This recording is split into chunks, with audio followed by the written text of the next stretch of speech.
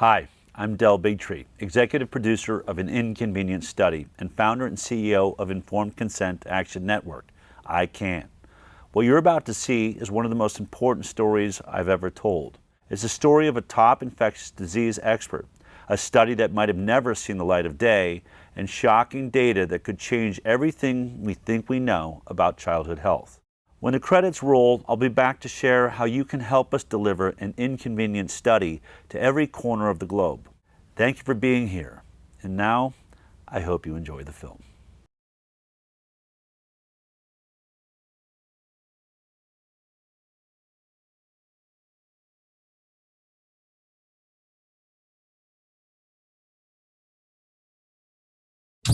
Children struggling every day with ADHD? Scott's allergies made it hard to keep up with his friends. Allergic reactions from accidental food exposure. Moderate to severe eczema. Plaque psoriasis, rheumatoid arthritis, Food allergies. Allergies. Seizure. Asthma. Eczema. IBS. Lupus.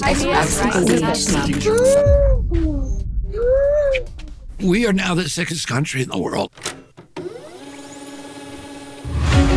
The health of American children is in crisis. A huge rise in chronic conditions in kids 17 and under. More than 40% of American children now have at least one chronic health condition. Autoimmune disease like rheumatoid arthritis, juvenile diabetes, lupus, Crohn's disease, all this IBS. I had eczema, asthma, all but out. Allergies, stomach issues. This is to me the one that gets me. Just a few decades ago, 1 in 10,000 children had autism. Today it's 1 in 31. ADD, ADHD, speech delay, language delay, tics, Tourette syndrome, narcolepsy, sleep disorders, ASD, autism. But there's no way in the world that these kind of rapid increases in the incidence of disease could be genetic. Genetic change takes generations, centuries to play out. What's really causing our kids of this generation to be so chronically sick? What the heck is happening?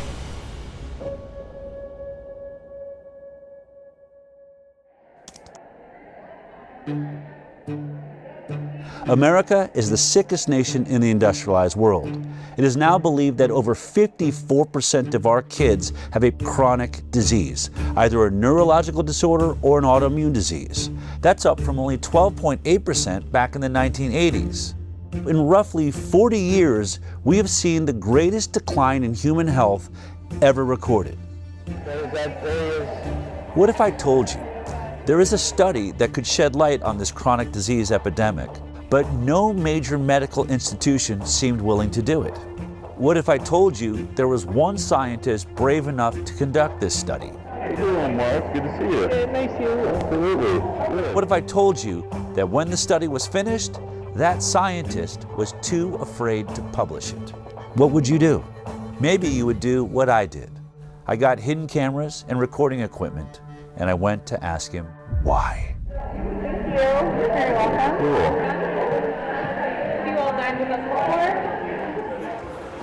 I want to show you a video. Okay. Curious of what's your reaction to this. Okay. Just hit play here. Yeah. Go ahead and press play there. What was the most shocking thing? Because, I mean, I know what I've seen. No, I thought it was important. It's important information because of, it did show a difference between the groups. We have some serious issues. No, I actually agree with that. If I can't get this study out, then what hope is there for every kid in the future? I don't want to say it's not the right thing to do. It's the right thing to do, but I just don't want to. I mean, obviously, really emotional. Sick. It's really sick. Publishing something like that, might as well retire. I'd be finished. So who was that guy? Zervos probably going to lose his job over this.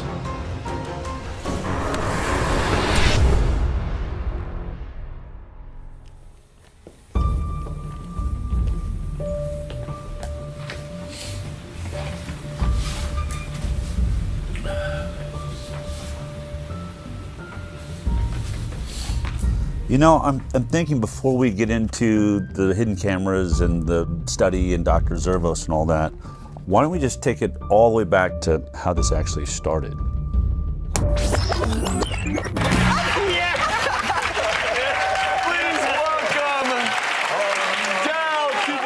I've been a medical journalist for almost 20 years now. My first 10 years was at CBS, and the last 8 years or so I've had my internet news show called The High Wire. Good morning, good afternoon, good evening, wherever you are. But the biggest change in my career happened when I produced a documentary about vaccinations called Vaxxed. And at the center of that documentary was a whistleblower from the CDC named Dr. William Thompson.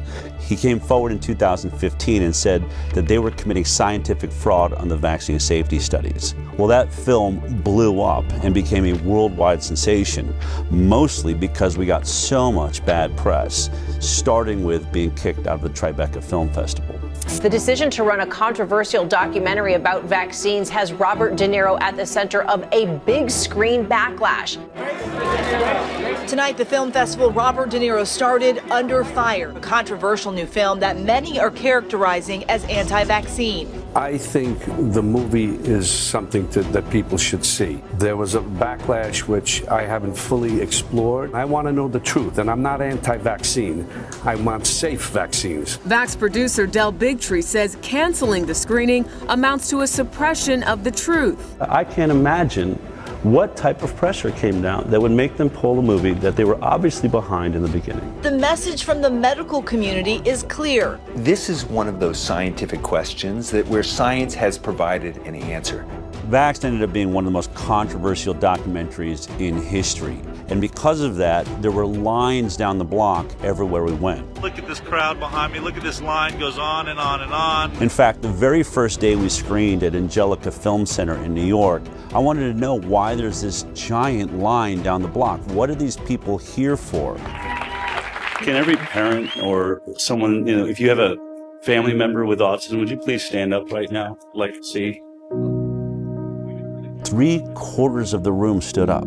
I remember feeling like the air just got sucked out of the room. I had no idea that there was this many people suffering from this issue. I ended up asking that question 3 screenings a day, 5 days a week for an entire year. And every single time, 3/4 of the room stood up. I realized I had stumbled on something absolutely massive. Hello everybody, this is Jamie. Jamie's first. Can you guys both tell us your names? I'm Stephanie. And this is Zion.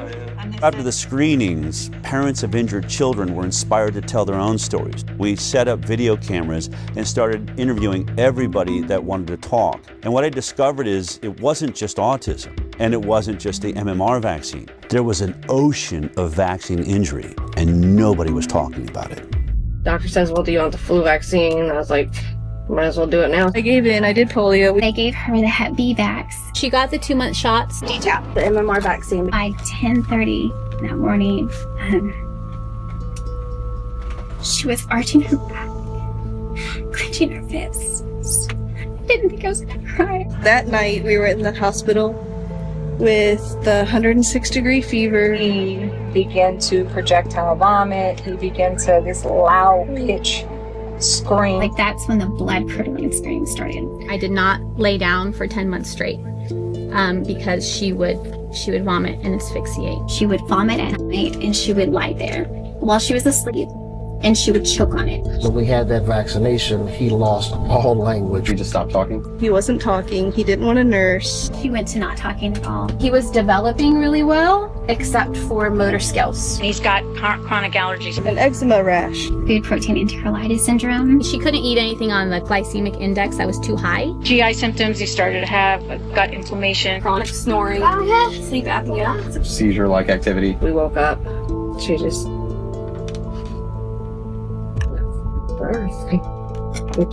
She died in your arms. Yeah. I continued to vaccinate her and make her worse and make her sicker.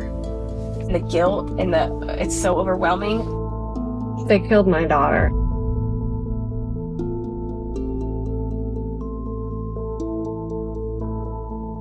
Clearly, this was a bigger issue than anybody realized. But there was one particular interview that we did that really changed my perspective forever.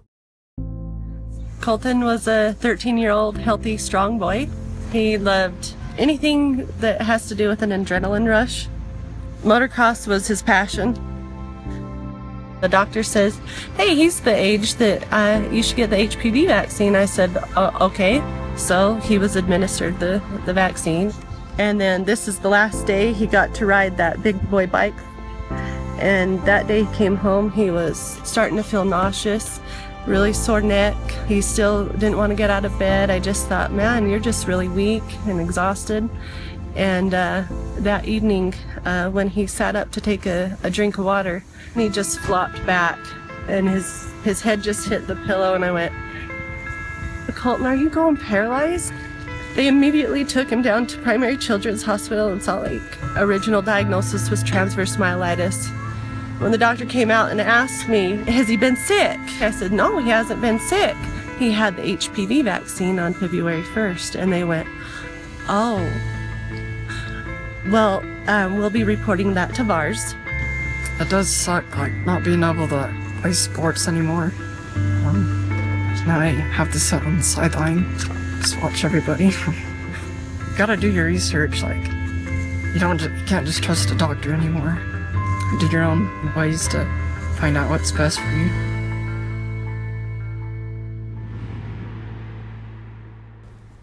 Unfortunately, Colton ended up taking his life in 2018 because he believed he'd become too much of a burden on his family. But the thing I remember about standing there and watching that interview taking place, my co-producer Polly Tommy was doing the interview, was this box that was hanging on his side that was breathing for him. And it went through a tube that was going through a hole in his throat. And he literally had to wait for it to fill his lungs with air before he could answer a question. So he'd go, and then he would start answering the question until he ran out of air. I thought about all of the people that accuse these so-called anti-vaxxers of bringing back polio or the iron lung. Once vaccination rates fall, you're going to have a lot of people getting sick and a lot of children paralyzed for the rest of their life with polio. I thought, he's wearing an iron lung. You're not laying in a metal tube anymore. They've reduced it down to a box that hangs on your side and a hose that goes through your throat. But in this case, he wasn't paralyzed because he had polio. He wasn't paralyzed because he didn't vaccinate. He was paralyzed by the Gardasil HPV vaccine. I chose to get my daughter vaccinated because I want her to be one less woman affected by cervical cancer. One less. Gardasil. Then I went home and started looking up all of the inserts, the warning labels that are wrapped around all of the childhood vaccines, and most of them say it right there in serious adverse events. Guillain-Barré syndrome, that's paralysis. Or transverse myelitis, paralysis. And I realized polio vaccine is a success. We didn't eradicate paralytic diseases with the vaccine program. The vaccine works. We're causing paralytic diseases with our vaccine program.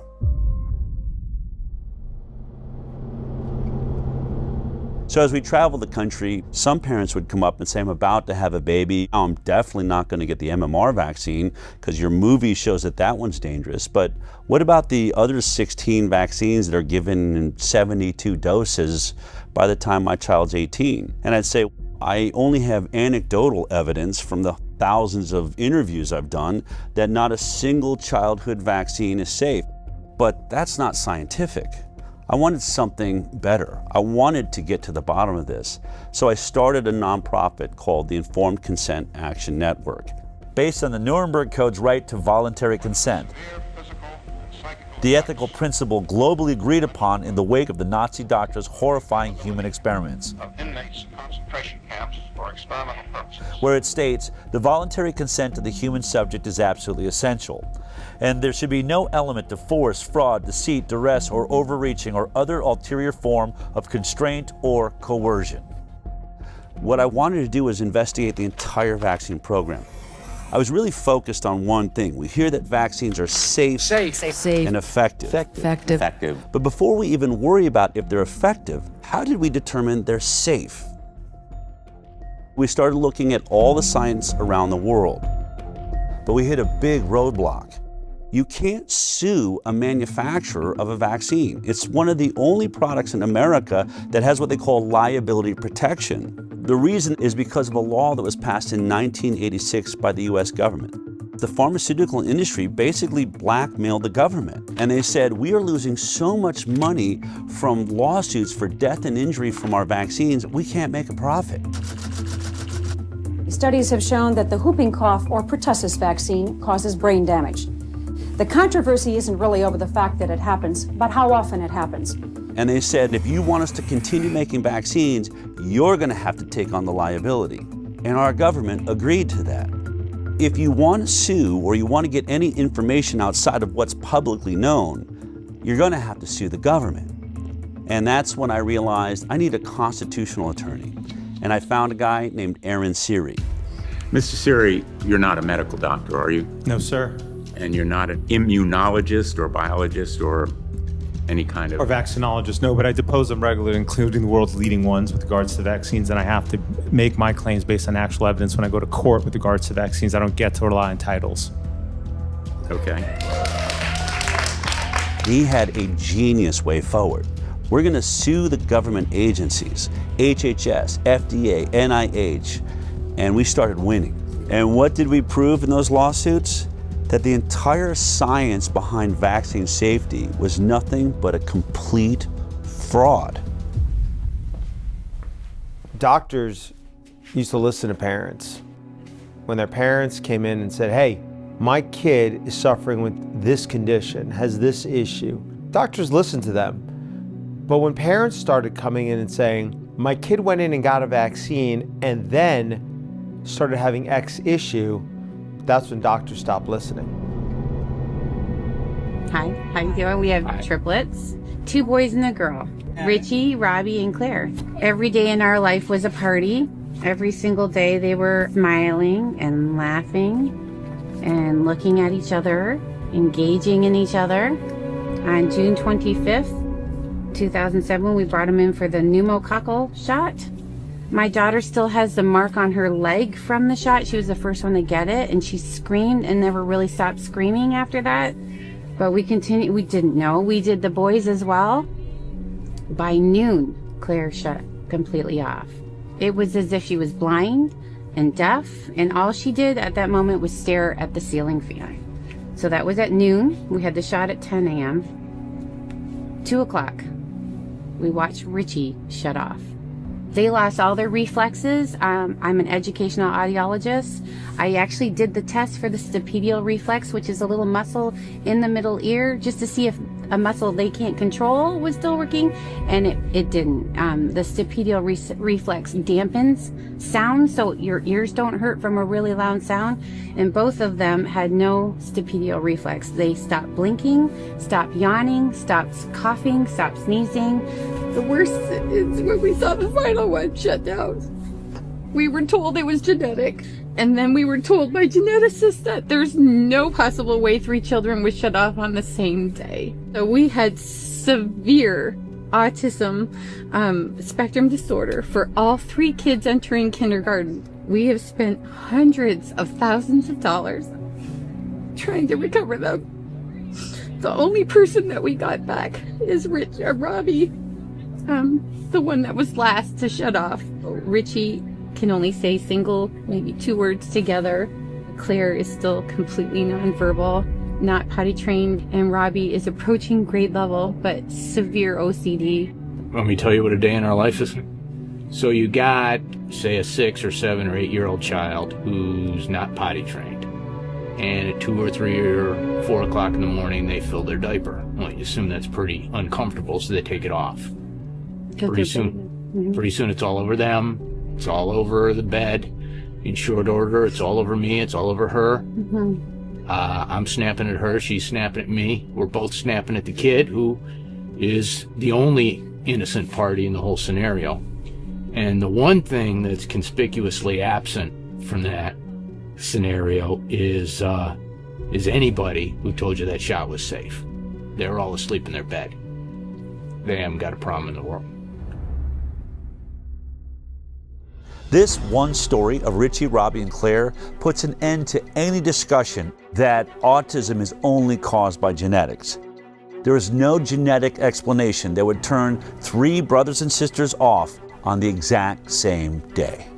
What you should do when there are widespread complaints that a product is causing a given harm is you should study it. Vaccines should be tested like other medicines. They should be safety tested. And unfortunately, vaccines are not safety tested. Of the 72 vaccine doses now mandated, essentially mandated, they're recommended, but they're really mandated, for American children, none of them, not one, has ever been subject to a pre-licensing placebo-controlled trial. Health and Human Services Secretary Robert Kennedy Jr. has been torn apart by mainstream media for saying that there's no placebo trials being done for vaccines. But he's right. It's exactly what we found in our lawsuits against the government. Not a single childhood vaccine is going through a double-blind, randomized, placebo-controlled trial prior to licensure. That's the gold standard of safety testing for all pharmaceutical products, but is being skipped for vaccines. In case you forgot how a double-blind, placebo-based trial worked as we discussed it back in high school science class, let me remind you. We break up a group of kids into two groups. One group is going to get the vaccine. The other group is going to get a placebo, which is a product that has no effect on the human body. When it comes to an injectable like vaccines, that is a saline injection. Then it's called double-blinded because both the scientists and the patients are blinded from knowing which one they got. Did they get the vaccine or did they get the placebo? This is so that the scientists will not manipulate the study in favor of the pharmaceutical industry that will stand to make a lot of money if this vaccine proves to be safe. Then we track these two groups for 2 to 5 years, sometimes as long as 10 years for a lot of drugs.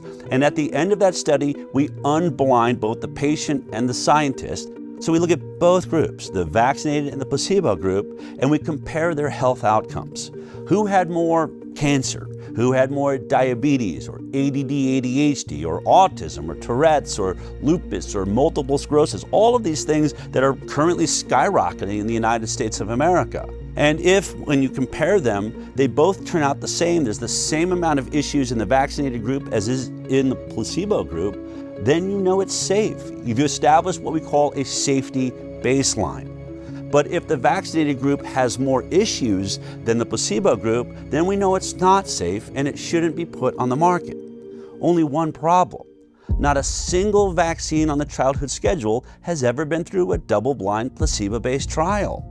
Therefore, they cannot say the vaccines are safe based on science. Are all vaccine trials placebo-controlled? No, and nor should they be. So, for example, when Prevnar 13, so Prevnar was a conjugate pneumococcal vaccine. The FDA has approved a new pneumococcal vaccine. It had to be tested in a phase 3 trial, and so the control group there was Prevnar 7 and had been shown to work. It will replace Prevnar, which was effective against 7 serotypes. You can't ask parents to put their children at risk of pneumococcal disease when there existed on the market at the time a vaccine to prevent that. And the World Health Organization has been very clear on this. That would have been considered an ethical trial. Dr. Paul Offit's one of the big proponents of vaccinations, probably because he's made a vaccine and made a killing off of it, the rotavirus vaccines on the childhood schedule. It doesn't matter whether I financially benefited or not. He likes to go around and say, well, we can't always do placebo trials, especially if there's already a vaccine that covers that disease. So he'll use an example like Prevnar 13. Prevnar 13 in its safety trial was tested against Prevnar 7, the earlier version of the vaccine. And he'll say you cannot test Prevnar 13 against a saline placebo because it would be unethical. You'd be denying children access to a vaccine that is already on the market, and that's not fair to them. But what he leaves out is that Prevnar 7 was never tested against a saline placebo, so we don't know if it's safe. So we're testing one product we don't know the safety profile on with another product we don't know the safety profile on, and this is how the entire vaccine schedule works. I like to call this the whiskey study.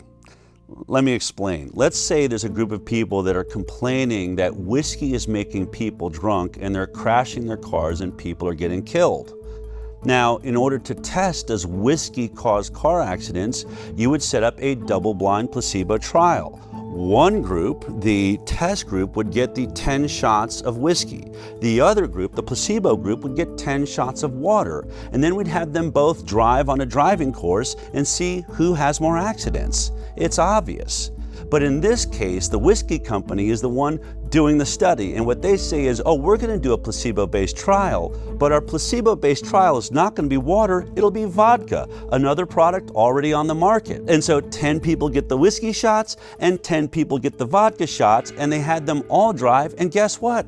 They had just as many car accidents. Therefore, whiskey does not cause car accidents because it didn't cause any more than the vodka did. And so to take this all the way to the end of Dr. Paul Offit's point, if vodka had ever been tested against 10 shots of water and there was no car accidents in the vodka group, then it would make sense to test the whiskey against the vodka. But we all know that study was never done, just like no vaccine placebo study was ever done.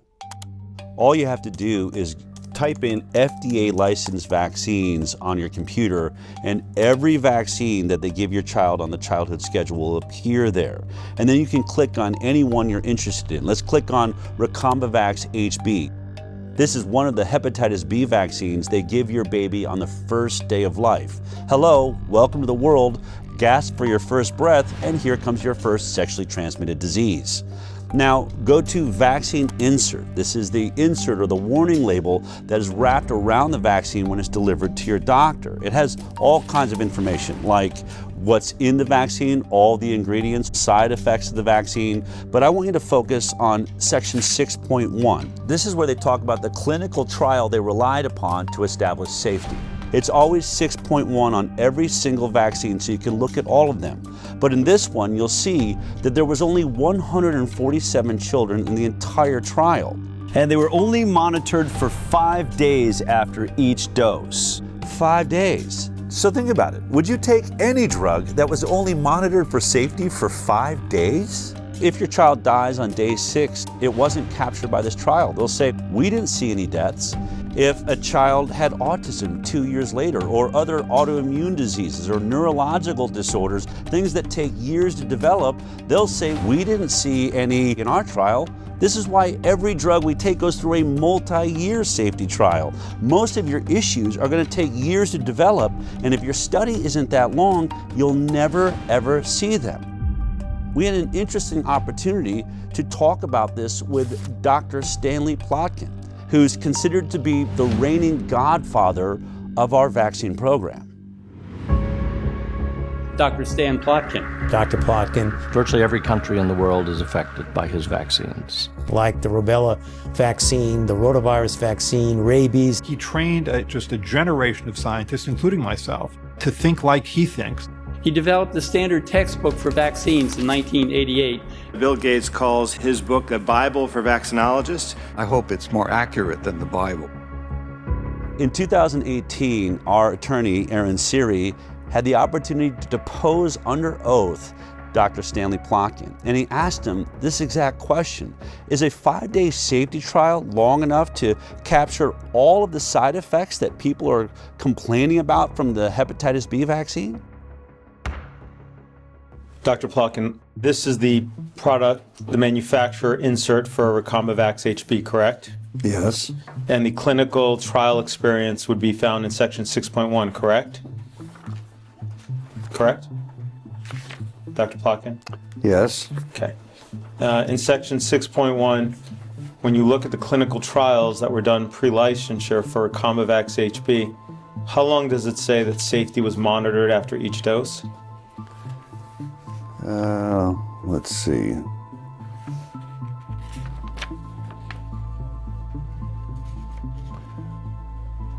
Uh, 5 days. Okay.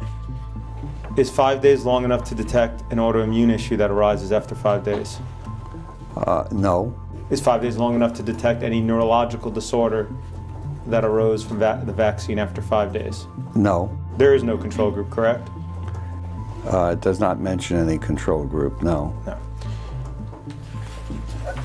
If you turn to section 6.2, under the nervous system disorders, it states that there have been reports of Guillain-Barré syndrome, correct? Yes. As well as multiple sclerosis, exacerbation of multiple sclerosis, myelitis, including transverse myelitis, seizure, febrile seizure, peripheral neuropathy, including Bell's palsy, muscle weakness, hypothesia and encephalitis, correct? Correct. Okay. Now, it before says at the top, before you go on, these reports are required to be included because they have been reported to the authorities as happening after vaccination. That is not proof that the vaccine caused those reactions. in order to establish whether it's causal between the vaccine and the condition, you need a randomized, placebo-controlled study. But Yes. that was not done for this hepatitis B vaccine before licensure, was it? No. Okay. Without a control group, if you're looking for a phenomenon occurring in the vaccine group, you cannot judge that phenomenon without having a control group. Isn't it true that it would now be considered unethical to conduct such a study today? It would be, yes, it would be ethically difficult. So this is how the entire game is played. They don't do a safety placebo trial before the vaccine's licensed. Then when people start lining up with all of these serious side effects, you say, well, can you do a placebo-based trial now? And they'll say, no, it's unethical. So they won't do it before, they won't do it after there's injuries, and when they can't do a study, your doctor says to you, I haven't seen any studies that show that these injuries are being caused by the vaccine. Therefore, I'm going to assume they're safe. Do you agree with the CDC's recommendation that babies receive a hepatitis B on the first day of life? Yes. You stated that hepatitis B doesn't cause encephalitis, right? That's my opinion, yes. But the IOM, after doing its review, determined it couldn't find science to support a causal determination one way or another. Correct? Yes. But that means that they don't have evidence for the supposition. That it either causes or doesn't cause. Right. They don't know. They don't know because there aren't enough data. In the absence of data, my conclusion is that there's no proof that causation exists. So if there's no data to show that it causes or it doesn't cause, yes. Your supposition, is that I understand correctly? Yes. Is that it doesn't cause it? That there's no proof that it does. Okay, that's different than saying it doesn't cause it, correct? Correct. So let's be clear. Vaccine safety is not based on science and data, it's based on an assumption of safety. And that is the stalemate we find ourselves in. But there's one way out of it. Instead of doing a placebo-based study, you can do a retrospective study looking at people that have already made their choice, whether they're going to vaccinate or not. And then you just compare those groups, the ones that got the vaccines and the ones that decided not to vaccinate. We call that the vaccinated versus unvaccinated study. It's been done by a few independent scientists and institutes amongst small groups of children, but never by a major government agency or a major medical facility. The reason this study is important, I think, is illustrated by a study that was done in Guinea-Bissau, Africa, by a man named Dr. Peter Abe. He's one of the lead experts, he's pro-vaccine, and he develops vaccine programs for the third world. He had a DTP vaccine program he'd run 30 years ago in Guinea-Bissau, Africa, and recognized 30 years later, you know what, only half the children in the country got that vaccine and the other half didn't. I could do a perfect comparative study between the vaccinated and the unvaccinated. And when he did that study, the results blew his mind. This is about vaccines. And I think it's important to recognize that no routine vaccine was tested for overall effect on mortality in randomized trials before being introduced. I guess most of you think that we know what our vaccines are doing. We don't. The program we are talking about at the time, the vaccine program, was introduced sort of in the late 70s after the success with the eradication of smallpox. WHO made sort of the first immunization program for the low-income countries. What you comes out here, you had 2.3 times higher mortality if you are DTP vaccinated. And that is the most commonly used vaccine in the world. So the whooping cough vaccine or the pertussis vaccine was associated with twofold higher mortality. you can have a vaccine which is fully protective against a specific disease, but associated with higher mortality. How is that possible? After looking at this study, it was clear that the vaccine did protect against the diseases they were vaccinated for. The kids didn't die of diphtheria, tetanus, and pertussis. Only one problem. Once they looked at it, they were dying at 5 times the rate of all of these other issues. So it was clear that though it was protecting against these diseases, it was weakening their immune systems to all sorts of other problems. One of the other scientists on this study did a TED Talk on this. In spite of being protected against 3 deadly diseases, the introduction of DTP was associated with increased overall mortality. Children who received DTP vaccine had 5 times higher risk of dying than those who didn't. And this is just one example of many studies now done of DTP vaccine, and they all show the same. DTP vaccinated children have higher mortality than those who didn't get DTP. So it appears that DTP vaccine has negative non-specific effects. The protection against the 3 deadly diseases comes at a very high price, namely increased risk of dying. So, with the best of intentions, the use of DTP vaccine may kill more children than it saves. I know these results are extremely uncomfortable, and most people, including myself, just wish they weren't true. But this is what the data tells us. That was just a study of one vaccine in a group of children. What if you studied children that were receiving not one vaccine, but between 72 and 100 vaccines by the time they're 18? Of course, I'm talking about the most vaccinated nation in the world, the United States of America. Our federal health authorities actually paid the Institute of Medicine to look at the safety of the vaccine schedule as a whole. And the Institute of Medicine, after conducting that review, came back with a report in 2013. The report said no studies have compared the differences in health outcomes between entirely unimmunized populations of children and fully immunized children. It's the CDC's responsibility to do those studies, and they've been ordered again and again and again to do them, and they have refused. But the Institute of Medicine has looked at the vaccine schedule and said in their 2011 report, there are over 150 injuries that are likely to be associated with vaccines that have never been studied. Well, what did the CDC do after the Institute of Medicine issued that report? Instead of doing the study, they ended up doing a study on how to do a vax versus unvaxxed study. It went and it paid a whole lot of money to issue a white paper on how to conduct that study comparing vaccinated versus unvaccinated kids. That white paper came out in 2015. Now, here we are in 2025, 10 years later. They've still never published that study. Now, have they never done the study?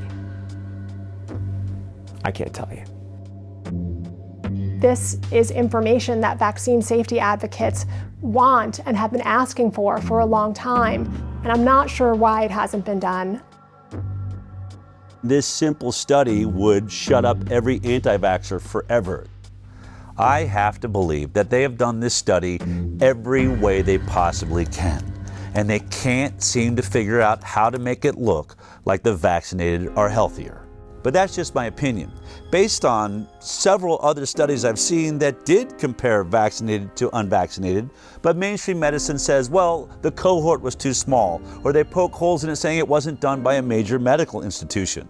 So if we're ever going to get a vax versus unvaccinated study that people believe in, it's going to have to be done by highly credited scientists at a major medical institution who has a database big enough to do a thorough, robust investigation comparing the vaccinated to the unvaccinated.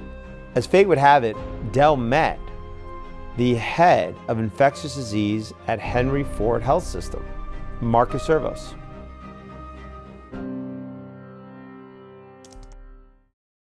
I'll never forget that meeting because you said something to me. You said, "I've watched your film. It's intriguing." But you said, I'll never forget. You said you've been saying something and watched your videos that I had an issue with. You said that they cannot say that vaccines are safe because they've never done the proper safety studies. And you said to me, I actually researched that because I wanted to see if that was true, and you said I'm sorry to have to report to you that you're actually right about that. No, I say it proper now, too. safety studies have not been done. And to now too, it's same thing. I still say it now. The proper safety studies haven't been done. So then I said to you, all right, still true. And you're like, I don't know what I'm doing here. I don't agree with you. I believe in vaccines. And I said, would you ever consider doing a vaccinated versus unvaccinated study? And you said I would do anything wherever the data is the data, right? Yeah. The first time I met with Dr. Zervos, he agreed to do a vaccinated versus unvaccinated study. I mean, I was ecstatic. He was perfect. Ford Medical Center is one of the greatest research centers in the world, and Dr. Zervos is in the middle of being a hero for having just worked out the entire Flint, Michigan water crisis. 74 miles of large diameter pipeline will stretch For decades, Flint, one of the poorest cities in America, had bought its water from Detroit. Instead of staying on the Detroit water supply while the pipeline was being built, the city would temporarily get its water from the Flint River. That decision would force the city to activate an old water treatment plant. Here's the plant. This is what is coming out of the tap. Water's brown, has a bad odor. We cannot drink the water. They soon became a breeding ground for Legionella, and people were getting sick. The oxygen, you're on that all the time, or do you ever get to take it? I want it all the time. Yeah. Her doctor, Marcus Zervos, had been treating a chronic skin infection that her weakened immune system couldn't control. They are doing a lot better. I'm ecstatic. You know, if I can get them healed over a little bit more, I'm going to get you an appointment with those transplant doctors. There'd been 90 confirmed cases in the year and a half following the water switch. 12 people had died. Sean McElmurray had pulled together a team of 23 scientists and experts from around the state. The team says the state wouldn't authorize them to start the search for the source of the outbreak. Dr. Zervos was the infectious disease expert, and he was worried about the delay. It was critical to start right away because by June we expected to see more cases of Legionnaire's disease and there would be more deaths, which is what we expressed in a meeting that included top leadership at MDHHS. I remember my colleague telling him that if he didn't do that, people could die. Unfortunately, Nick Lyon's response was that, well, they have to die of something. I mean, you're just in shock as a result of him saying that, the director of the health department. Dr. Zervos seemed perfect. He'd stood up against the entire health system in Michigan, so I figured he'd probably be brave enough to do this study. But then a couple of years went by and still no study. I called Aaron and said, why don't we go see if we can't convince him to finally do this study? I flew down to Michigan and we went to meet Dr. Zervos in person. We said, look, here's your opportunity. The results should be directly in line with the orthodoxy. The vaccinated kids should be healthy across the board. He could be hailed a hero for finally shutting up the anti-vaxxers. He said he's willing to do it. The study was going to use the data they literally already have in their fingertips. The data of millions of people who are already in the Henry Ford Health System database, including hundreds, maybe thousands of completely unvaccinated children, as well as obviously children who are vaccinated. What that would allow is taking that multi-million person database, segregating out the children who had been in the Henry Ford system from birth continuously for a few years. Because it's a captive HMO environment, meaning it provides the insurance and it provides the medical care, it has most of the health records for these kids, including if they go out of the Henry Ford medical system, Henry Ford, as the insurer, was still paying for it. So they had the health codes for all the medical services that these kids got. So if you segregated out those kids, now you have a cohort of children from birth for at least a few years where you knew everything about them. I previously was a program director at Henry Ford Hospital, so I know it well. It's one of the best integrated health systems to do research. Henry Ford receives over $90 million in annual research funding. with nearly 700 residents and fellows in 53 ACGME accredited training programs. I think Henry Ford, like other institutions, has a bias towards the goodness of vaccines. You can't miss it. It's a full-page letter here from Henry Ford with 56 signatures saying in bold letters, the science is clear, vaccines save lives. If the results came back demonstrating that the battery of vaccines was associated with chronic diseases and that unvaccinated appeared healthier over time, such a result would be particularly convincing. I'm for vaccines. I'm not, I'm obviously for vaccines, but I think it's the best way of controlling infectious diseases, which are deadly. I'm for mandatory vaccination. Henry Ford is mandatory vaccination because of me. Henry Ford is one of about 90 healthcare systems across the United States that are working to enroll a total of 30,000 volunteers in the Moderna COV vaccine study as quickly as possible. This is the worst pandemic of the last 100 years, and our best hope of dealing with this is by having an effective vaccine. Henry Ford is requiring all 33,000 staff members to be fully vaccinated by September 10, 2021. The health system says this is consistent with its existing vaccination policy, which includes team members get the flu shot every year and stay current with other vaccinations. It appeared to me that Henry Ford was pro-vaccine, not anti-vaccine. So I had to assume the only reason they would do this study was to prove us wrong. Dell and I thought that was an excellent opportunity. They can do the comparison and presumably they could get it published. We only had one request. The ask was, whatever the outcome, you publish it. Would he stick to that if the results show that unvaccinated kids are healthier? And when he realized that if he submitted that for publication, he's going to face the wrath of his entire profession, didn't know. This was our greatest fear. I mean, vaccines are the holy grail of modern medicine, and anyone that decides to challenge vaccines in any way are essentially considered heretics. Vaccines are safe. Vaccines are safe and effective. Vaccines are safe and highly effective. Safe and effective. Safe and they're highly effective. Vaccines are one of humanity's most incredible accomplishments, and they've saved millions of lives. Childhood vaccines have prevented about 4 million deaths around the world every year. The overwhelming majority of pediatricians in this country strongly support vaccination. Missing her vaccination dates. We're not vaccinating. The schedule as it's currently recommended is well tested. We've studied them in so many millions of children. Billions of people. Decades of extensive peer-reviewed scientific studies. Centuries of science. The science is pretty settled. Settled for many years now. This idea that we're taking too many vaccines, there's really no science to back that up. The scientific community publishes paper after paper after paper. There is nothing to see. There's nothing to see. I will not stand here and let conspiracy theories distract from real solutions.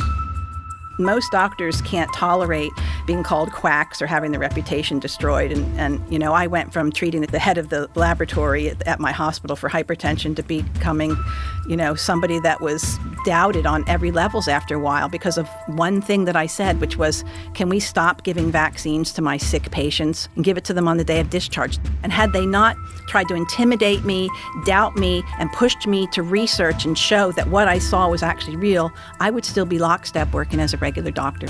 The Florida Department of Health, in partnership with the governor, is going to be working to end all vaccine mandates in Florida law. All of them. All of them. My experience with discussing or disclosing harms associated with vaccines is that those are not welcome ideas or conversations. That move from the Florida Surgeon General, a doctor there, drawing condemnation from public health experts. Whether it's ignorance, it's stupidity, or it's malice, at the end of the day, people are going to get hurt. He's not going to necessarily receive a warm embrace by some of the people in his profession, but that's really what courage is all about. It's a very hostile environment, both scientifically and in the media, for individuals who reach conclusions or have opinions that counter mainstream ideas. Every independent scientist that has ever ventured into doing a vaccinated versus unvaccinated study of any kind is immediately under assault. There's one by Dr. Anthony Mawson out of Mississippi. He did a homeschool study of about 600 kids and discovered alarming rates of allergies, ADD, ADHD, neurological disorders, and a fourfold increased risk of autism amongst the vaccinated. As soon as the study came out, his job was under threat. In fact, I asked him if he'd be in this film, and he said, look, you can show my studies, but I have just been dragged through the coals on this. I can't take anymore. Then there's Dr. Paul Thomas. Hey, how you guys doing? What I'm seeing on this side is a pink, dull, scarred up eardrum. I've been a pediatrician for 35 years. I'm now retired. What I noticed in the first decade or so of my practice is kids were getting sicker and sicker. And over the next decade, as more and more patients chose not to vaccinate, I got to see the difference. But I wanted to see, could I prove it? So we got all the data from my practice. We looked at every baby born into my practice and published it in an international journal of public health. What we found, and that study was peer-reviewed, it was robust, we found massive increases. I mean, we're talking 400 to 500% more. Allergies, autoimmune conditions, neurodevelopmental issues, and then we had infections of all kinds. Massively increased in the vaccinated compared to the unvaccinated. What happened when I published that study? Within days of it being available online, I get a call from my attorney. Don't go see any patients, don't write any prescriptions, don't go into the office. Your license has been emergently suspended. You are a threat to public health. What's today? Today, it is the last time I will be doing clinical medicine in Oregon. Knowing that you guys are keeping it going, the heart of this place lives on. So what if Dr. Zervos does this study and it turns out exactly the same way as the others? Would he still publish it? That was the question. Years went by. In 2020, I was informed they had put together a study. When I had that study in my hand and I looked at it, the significance of it, it was an actual study that, when published, was the first step in changing this landscape. Weeks went by and then more time went by, and at some point, what I learned was it was not going to get submitted for publication.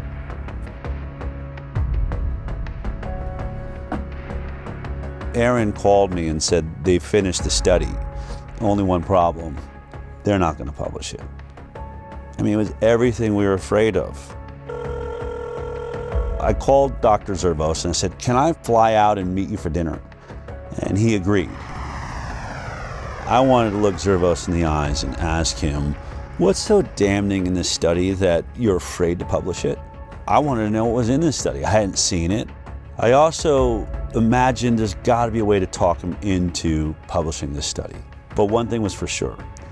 This was my last chance. I'm going to bring hidden cameras and recording equipment so that no matter what happens at this dinner, I can prove it happened.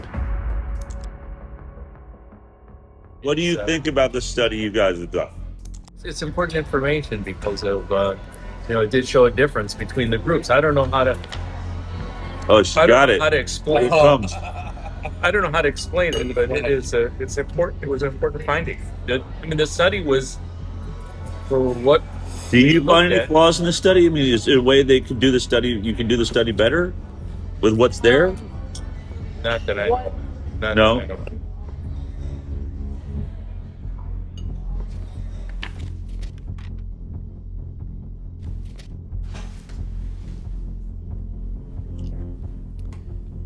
Impact of childhood vaccination on short and long-term chronic health outcomes in children, a birth cohort study. This one is really robust. Let's say the results. Yeah, what were the results? The CDC put out a white paper on how you would look at vaccinated versus unvaccinated, and we followed it to a T. I agree with that. No. Do you agree with that? We 100% did. We looked at this every other way and sideways. I think this is a devastating commentary on our public health interventions, because if this is true, we are systematically making kids sick, and not just a little bit sick, very sick. Publishing something like that, I might as well retire. I'd be finished. I mean, I'm just curious, what in this data makes you think it will be as catastrophic to your career as you think? What was he so afraid of? The study was a bombshell. 18,468 subjects, 1,957 of them were fully unvaccinated. When comparing the health outcomes of the vaccinated versus the unvaccinated, they found an increased risk in the vaccinated of several chronic health conditions. The vaccinated subjects were over 4 times more likely to have an asthma diagnosis. 4.29 times in the adjusted. And that seems, I've looked at a lot of studies, that's 3.26 to 5.65. They also found 3 times the risk for atopic diseases, which is kind of a subset of allergic diseases. They found a almost 6 times risk for autoimmune disease. The autoimmune diseases this paper looked at include thrombocytopenic purpura, rheumatoid arthritis, SLE, systemic lupus erythematosus, MS, multiple sclerosis, and Guillain-Barré syndrome. They mentioned there are over 80 different autoimmune diseases, and what their data showed for autoimmunity, 6 times increase in those who got vaccines when compared to the unvaccinated. Which is staggering, because autoimmune disorders really represent significant morbidity and health costs and suffering, accrued over a lifetime. Neurodevelopmental disorders. What kind of numbers are we talking about? Do you remember? 5.5 times risk for neurodevelopmental disorders. We know that the immune system is intimately connected with both brain development and brain functioning. And so when the immune system gets triggered by illness, potentially by vaccination, you can get neuropsychiatric symptoms, presumably related to brain inflammation and immune processes in the brain. 2.92 times the amount of motor disabilities, 4.47 times the amount of speech disorders in the vaccinated compared to the unvaccinated. 3 times the rate of developmental delay. They found the same things I found related to allergy and autoimmunity. Also, 6 times more acute and chronic ear infections. Interestingly, there were several health conditions where they couldn't even do this analysis because there were none in the unvaccinated group. The way that the mathematical formulas work, you can't have a 0 in any one group and be able to compare risk. For example, there were 262 children who had ADHD in the vaccinated group. Amongst the unvaccinated group, there were 0 cases of ADHD. 0. These ones are just mind-boggling. These conditions were not found at all in almost 2,000 unvaccinated kids.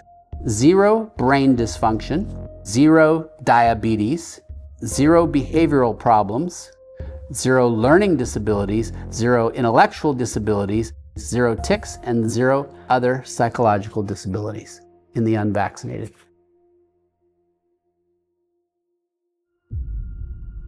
I'm going to read the conclusion here. Despite this, and in contrast to our expectations, again, the author's expectations was they'd conduct the study and probably find vaccinated people a whole lot healthier than the unvaccinated, right? This is what we found. We found that exposure to vaccination was independently associated with an overall 2.5-fold increase in the likelihood of developing a chronic health condition when compared to children unexposed to vaccination. Any vaccine, even just one, compared to none, had 2.5 times more likely to have a chronic health condition.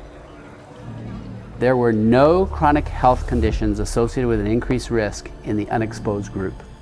None. What does this graph mean? Explain that to me. So it's no vaccines versus vaccines. That's basically your likelihood of not having a chronic health condition. They did something called time to event analysis.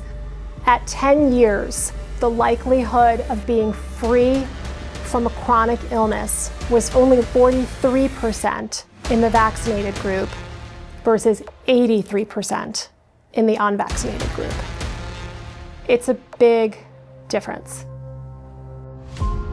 So if you're unvaccinated, you stay up here above the, like was it 80% of you are going to be perfectly healthy, whereas you're dropping below the 50 percentile, which is exactly what I've been stating. I've been saying 54% of America's children have a chronic illness now. It's right there. And that's basically what that's showing. 10 years follow-up, 57% of the vaccinated had a chronic health condition in just 10 years. That should shock everyone. Let's remember, the entire conversation of the moment in America is the fact that 54% of our children are chronically ill. And here we are looking at the study, and it's almost exactly those numbers. 57% of the vaccinated are chronically ill, whereas only 17% of the unvaccinated. I think because I have an interest in vaccines and I understand off-target, non-specific effects, I was sad, but I wasn't surprised. I can tell you that these data are consistent with my greatest concerns regarding the childhood vaccination schedule. That despite the good intentions of the field of vaccinology, that is backfiring on us. In virtually every single chronic health category, the vaccinated are doing far worse. But there is one issue. It's the one that I have been talking about for years and puts me into the middle of this entire investigation, and that is autism. And in this study, it appears that there was no statistical significance with the vaccine-autism connection. And I wanted to know why. Yet autism is neutral. Does that mean we're wrong about autism, Mark? No. No? No. It's there are a lot of variables involved, and it's hard to control for. When you don't have a lot of instances, as occurred here with autism, where you only have 23 instances of autism in the vaccinated group and 1 instance of autism in the unvaccinated group, that wasn't enough instances to actually be able to determine whether or not there is a statistically significant increased rate of autism. So even though the study shows all sorts of neurodevelopmental disorders, when it comes to autism, there weren't enough children diagnosed with autism in this group to answer that question. That is why studies like this need to be replicated at even larger scales. The fact is there's a signal, and the signal is unvaccinated kids healthy. That should be a very important positive study. Yes. The converse of this is kids that are vaccinated, it doesn't look so good, particularly for the neuropsychiatric disorders. Looking at the measure of association, I'm an epidemiologist, I live in this, neutral is 1. Neutral means no association is 1. If it's 2, it means there's a 2-fold risk. When we're doing non-randomized data, especially from corporate data stores, what have you, we have a higher threshold. And a good threshold to remember is 4. If there's a 4-fold increased risk in a data set, if we were to go do this somewhere else, almost certainly we would find an association when this is telling us that the risk relationship is greater than 4. I was sitting at that dinner reading this study for the first time and thinking, oh my God, the world needs to see this study. But the more I pressed Dr. Zervos to publish it, the more excuses he had. I think it's a good study, but it does have limitations to it. The argument against it is going to be that it's same thing. Retrospective, it's not a controlled group. There's no control group. There's other factors involved. It's a heterogeneous group of conditions. The perfect example was hydroxychloroquine. Did I happen to mention that not only was Dr. Zervos at the center of the Flint, Michigan water crisis, he was also at the center of the hydroxychloroquine study that was done by Ford and showed a 50% reduction in death for those that received hydroxychloroquine. And for that, he got attacked by Tony Fauci and virtually everybody in mainstream media and the medical world.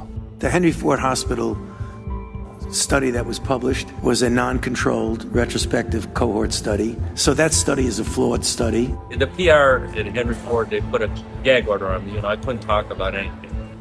And they said to me, Mark, so what? So you go on CNN. Which they would be happy. They'd be thrilled to have you on CNN, and and you say what you feel. But they're just going to twist what you say anyway and make you look bad anyway. So what good is it? So I should still be able to defend myself and and say what the inaccuracies are. So I'm thinking to myself, maybe the Henry Ford PR was right, is that it's just going to get twisted around anyway, make you look bad, and you get fired. So what good does it do? So what's going to happen with this one is the same thing, is that somebody's going to come back and they're going to say, the study is flawed, as opposed to looking at it in the way that it should be looked at.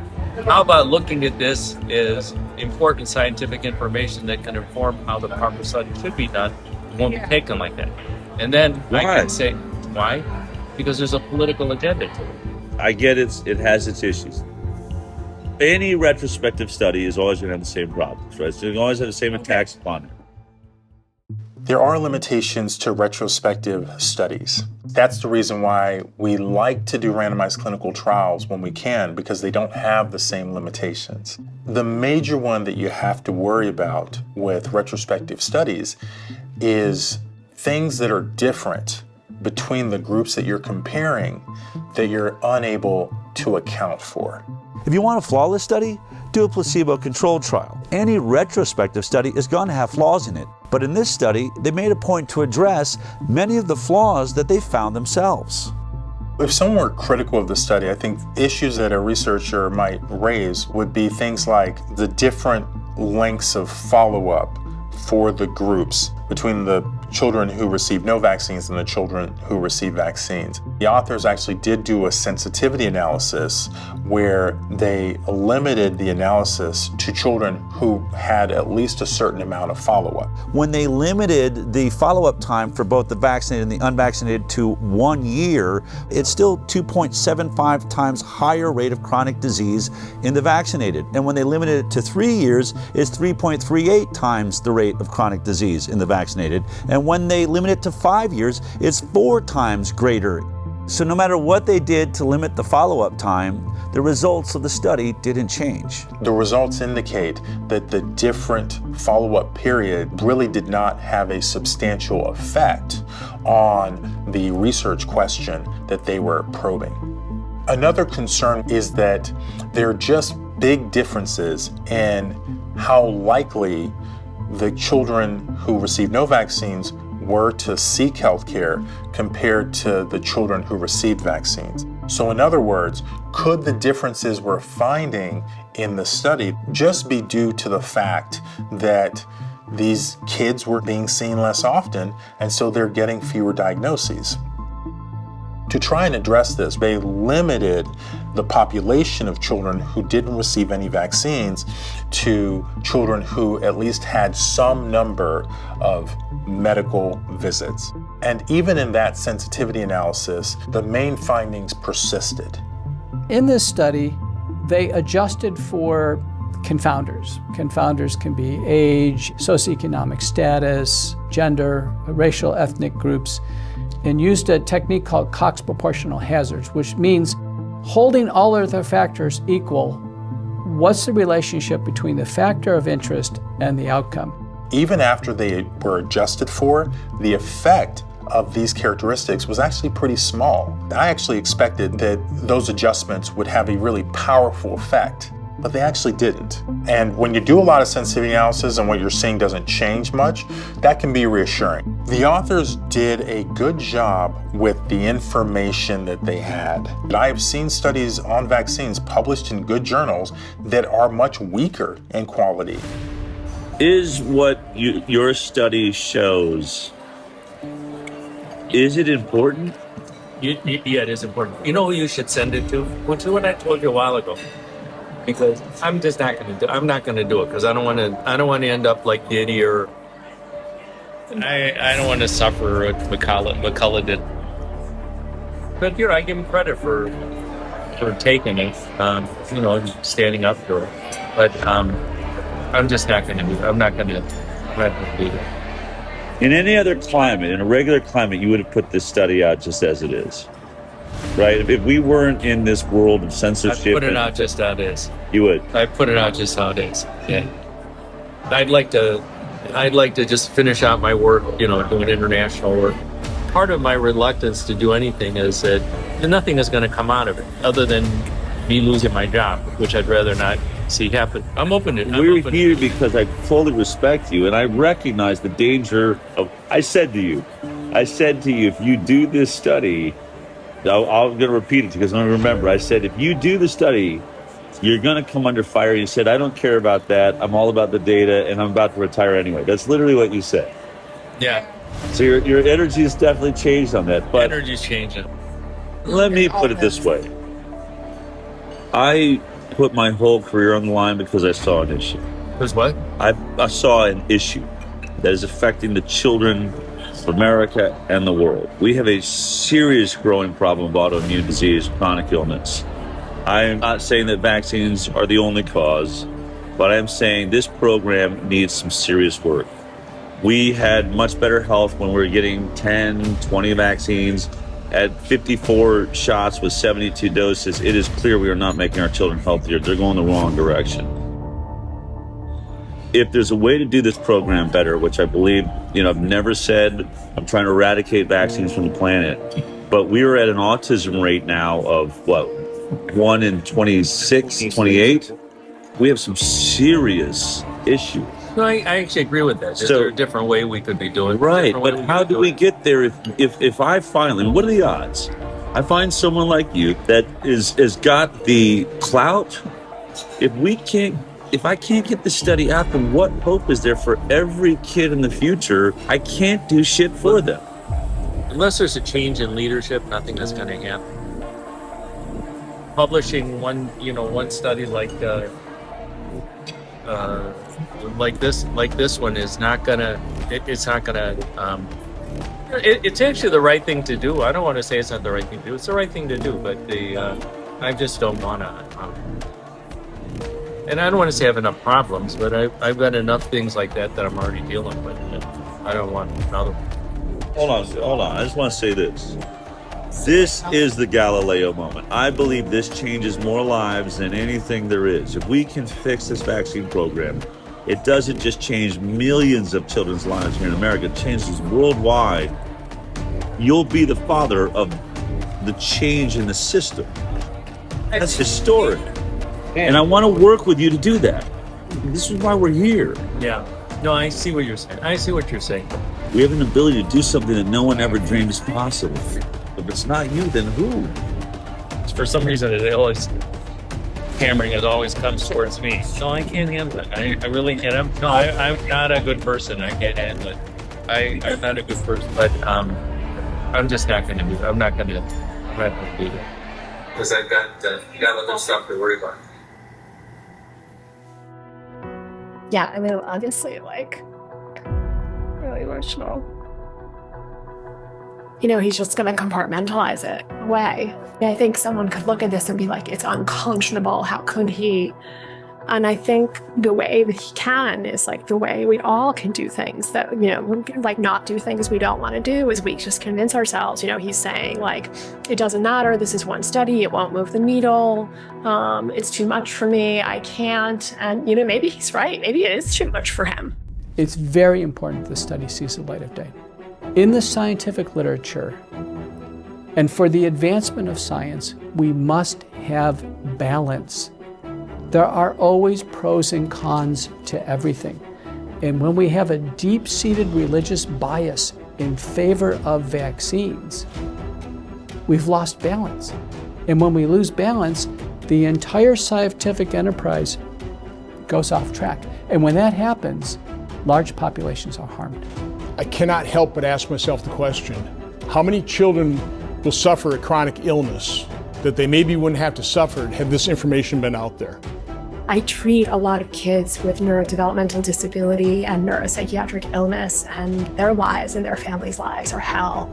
And I know so many parents who suffer all kinds of guilt. The parents who've had adverse reactions or who've witnessed neurodevelopmental regression in connection with vaccination, they are devastated. I've had so many mothers say to me, my child is like this because of me. You know, at my hand, I did this to them. I think we are absolutely destroying our future by destroying the overall health of our most precious asset, our children. We need to know if this is true. We are morally and ethically obligated to replicate this study again and again and again and find out if this is accurate and if this is true. We have to.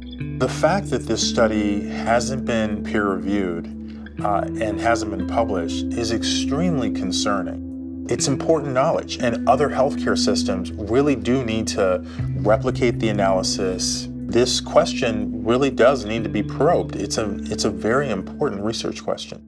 I challenge you, yes, you the doctors, you the researchers, do the research. Find within your data set, within your system, those who are unvaccinated and compare them to the vaccinated cohort. This is one data set. You could replicate this again. There are other captive payer systems. Let Kaiser Permanente Southern California do it. And let the Harvard Pilgrim system in Boston do it. And all the other health systems around the country. And maybe even the CDC with the VSD.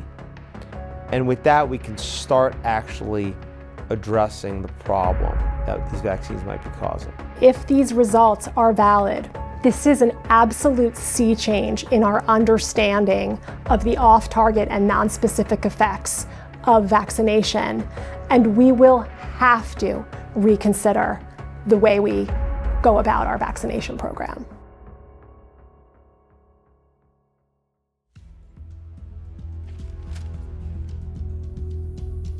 This is a cease and desist letter we received from the attorneys for Henry Ford Health.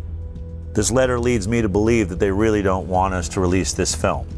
In the letter, Henry Ford accuses us of defamation for saying that the unpublished study wasn't submitted for publication due to the results of the study.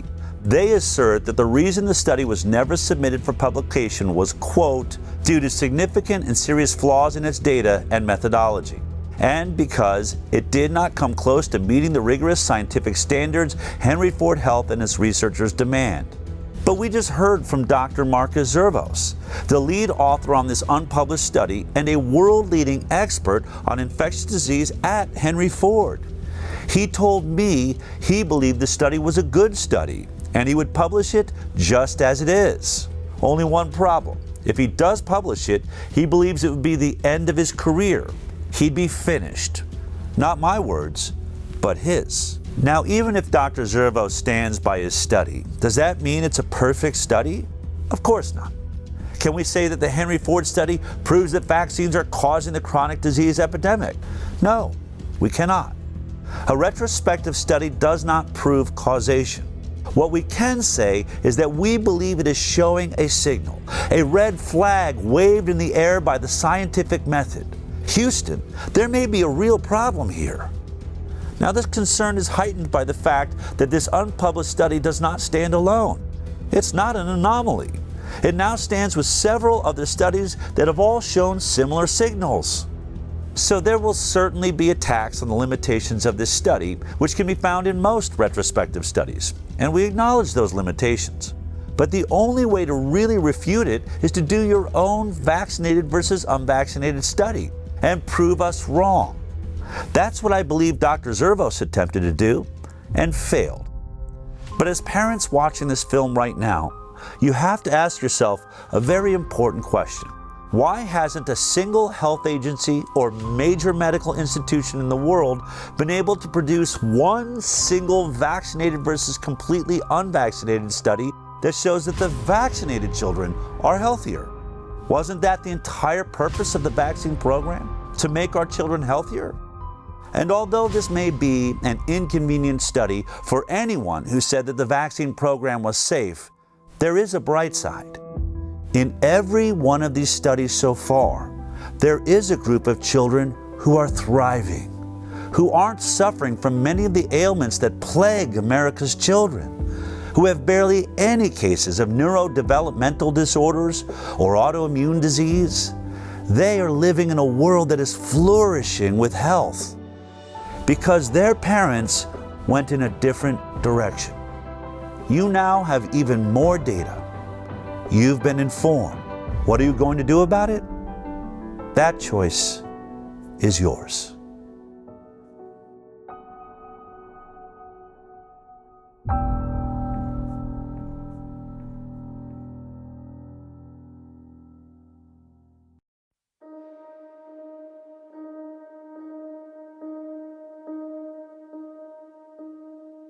Thank you for watching An Inconvenient Study, an ICAN and Bigtree film.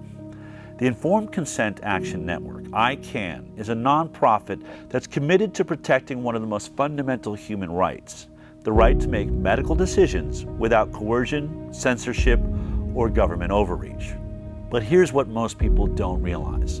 The progress you see, the lawsuits that change policy, the investigations that expose the truth, the research, the legal battles, the filmmaking, even the education we deliver every week, all of it is only made possible by people just like you. There are no corporate sponsors behind this work. There's no government funding, trust me.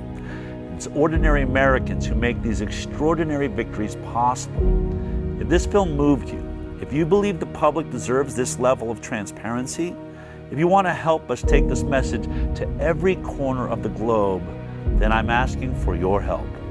Go to ICANDecide.org and click Donate, or just scan this QR code. Every contribution, big or small, fuels the lawsuits, the research, the data, and the advocacy that change real lives every day. Together we can protect informed consent for future generations.